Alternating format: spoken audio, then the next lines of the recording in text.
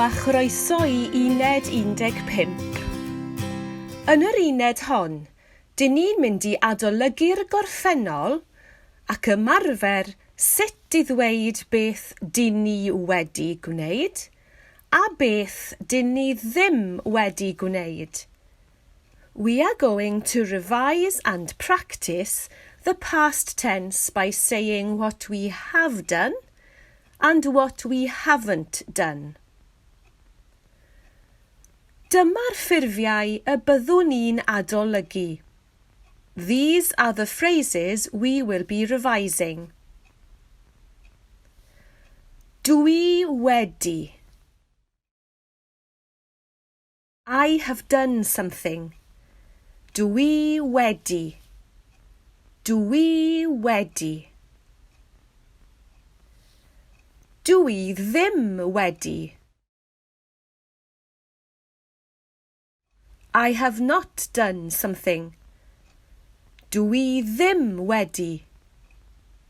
Dwi ddim wedi. Dwi wedi. Now your turn. Dwi wedi.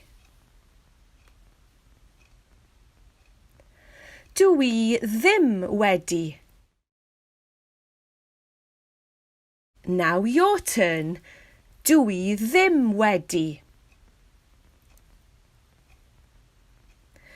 Yn gyntaf, first, we will practice dwi wedi. Dewch i ymarfer. Dwi wedi derbyn e-bost. I have received an email. Dwi wedi derbyn e-bost. Dwi wedi bod mewn cyfarfod. I have been in a meeting. Dwi wedi bod mewn cyfarfod. Dwi wedi bod yn y swyddfa. I have been in the office. Dwi wedi bod yn y swyddfa. Now your turn. Dwi wedi derbyn e-bost.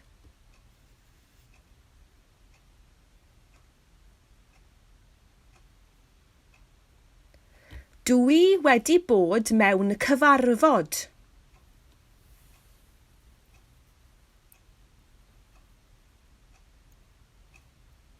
Dwi wedi bod yn y swyddfa.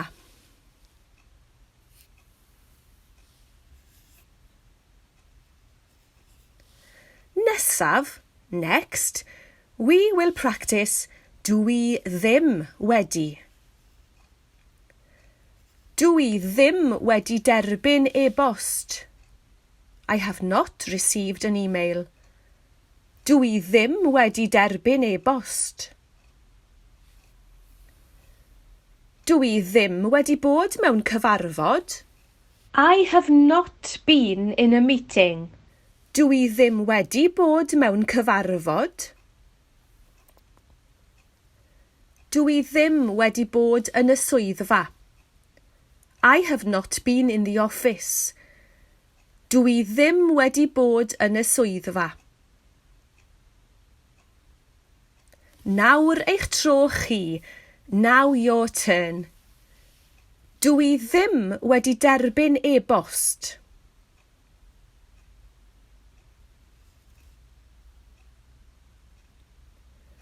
Dwi ddim wedi bod mewn cyfarfod.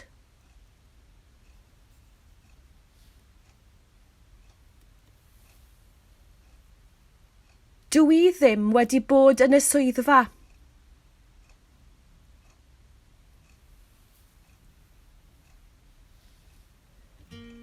Wel, ardderchog, bendigedig, well done. Mwynhewch yr uned a phob hwyl. Enjoy!